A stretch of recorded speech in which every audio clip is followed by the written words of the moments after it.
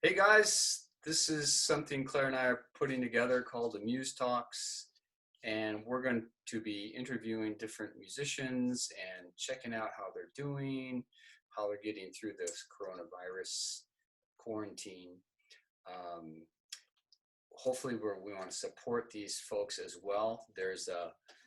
You can support them at Venmo, or there's a PayPal button, or if you'd like to support the Muse Performance Space as well.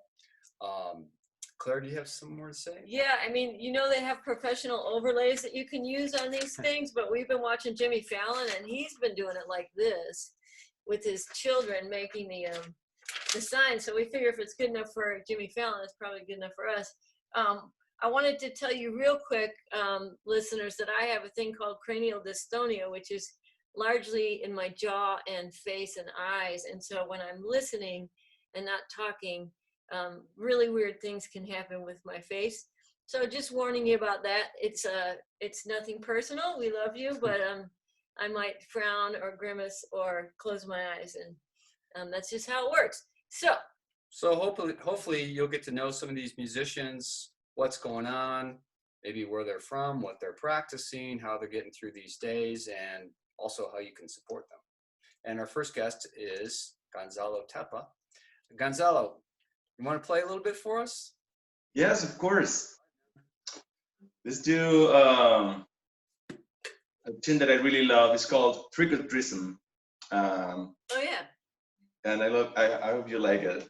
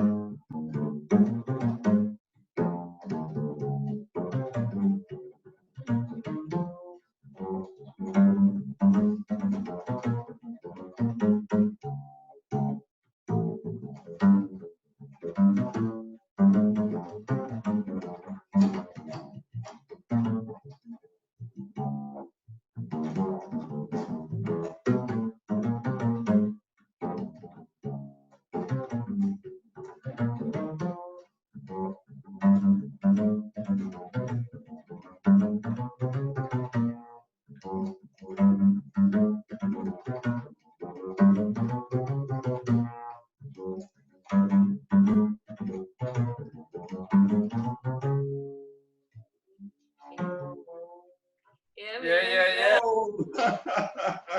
It's really hard for me not to go sit on the drums, but I know that the delay would make it no fun for anyone. All right. Thank you so much, guys, for having me. This is great. This is so cool that you guys are putting this together. So how you been doing? How about you and the family doing? Family's doing well. We're doing, staying safe at home. doing different things with the kids, and enjoying life more now, because we take everything for granted. Yeah. And now it's like every second I spend with my kids, my wife, is I approach it in a different way. So I enjoy every second with my family, and I know it's tough, but we have to learn from this and be more together and make sure we really enjoy life. Yeah. After this whole situation, it's gone. Hopefully, it's going to be soon. We're going to be all jumping and celebrating outside and hugging friends and people that didn't we didn't meet before. People that we don't know. We're going to be hugging people outside and jumping from happiness, and this is going to change the world in a good way. I'm pretty sure. I think so too. I mean, it's been a disaster for so many people and economically, especially for musicians and people in that industry. But I think it's going to be a shift in how we approach each other, going out to hear each other's music. I think once we get back on track, it's maybe going to be a more positive thing, just like you said, how we approach our lives. That's right. Yeah, and it's crazy because I miss all my friends. I miss my family my whole family is in Venezuela. Yeah. But it's amazing how we're even closer. Like with my family in my country, we're talking, doing like video calls and all the family talking, at the same time, and it's beautiful. And I miss you guys, and I miss every hug that I gave you guys before playing at the Muse. Um, I miss the crowd there. So it's amazing how important is for us the human relationship, like be close to each other and support people. Um, and this is the way I'm looking at it. I know it's tough, but this is the way I'm looking at it. And I'm just waiting for that moment to see you both and give you all the hugs that I haven't given to you yet. That's one of the reasons that, at least for me, I wanted to talk to you first, because you have such a positive, loving and unique outlook on things. I think like you come at everything with that same attitude of just like enthusiasm and love, and so I thought maybe the world could use a little of that, because we're all kind of stressed out. Thank you. And I come from a really tough place and a very beautiful country, which is Venezuela. So believe it or not, I'm used to this. To go to the supermarket and without finding what you're looking for, like basic things, like toilet paper. So now I'm going to the supermarket and I can't find any toilet paper. So I'm already prepared for things like that. Mm-hmm. But on the other hand, I see that people from different countries are realizing how hard it has been for other countries to deal with situations like this. And it's a really tough way to learn, but also it's beautiful to see people calling me and sending me messages like, Gonzalo, now I understand you better. Now I understand your people better. Now I know what it feels like. And I know I don't want anybody to learn that way. But on the other hand, it's like, okay, this is why I made the decision to take my family to this beautiful country from Venezuela, to give them a better future, and to my wife, and to be able to do something for my kids. And now we're all together on the same page. And now we all understand what's going on in the whole world. And now I think we're going to learn from that we have to be together, that we have to understand people, that we have to accept people the way they are. It's okay to be different. It's okay to speak a different language. It's okay to have a different color on the skin. It's okay to have different thoughts about different things in life. But we're all humans. It's not a us and them, it's a we, more we. This is kind of bringing us closer in. Yeah. It's really global. Were your kids born in Venezuela? Say it again. My kids? Were your kids born in Venezuela? Yes, both of them. So how old were they when you moved here? Say it again. How old were they when you moved here? Where? When you moved to the United States, how old were your kids? Oh, my kids. That was 6 years ago. My little one was about to be 1 year old, Juan Esteban, and my oldest one was 5 years old. Wow. So that was 6 years ago. And I've listened to your CD many times, and it has kind of the story of, you know, the songs reflect your story, and it's very beautiful. You want to talk a little bit about your CD? Yeah, my CD, Away From Home. I think the title talks by itself. I have been away from home for 6 years. As I said, just the only reason brought me here is my, to give something different to my kids. We have a beautiful country. It's so beautiful, but unfortunately, the government that we have right now took over it, and there is a lot of corruption and really bad things that we don't want to talk about it right now. I really don't want to keep talking about things that, are making this world, a hard place to live. But let's be positive. The only reason I did it because I really want to do something for my kids, the same way my dad and my mom did for us as kids. I had a beautiful childhood. That's what I wrote a tune for my kids. It's called Happy Childhood, because that's at the end of the story, guys. That's what you remember in your life.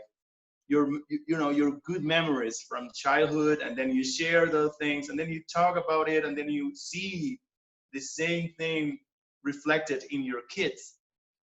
And then it's really important for me to give a happy childhood to my kids, and for them to be able to talk and laugh. They're going to have kids at some point too, and then they're going to be talking about all the beautiful things that they saw when they were a kid.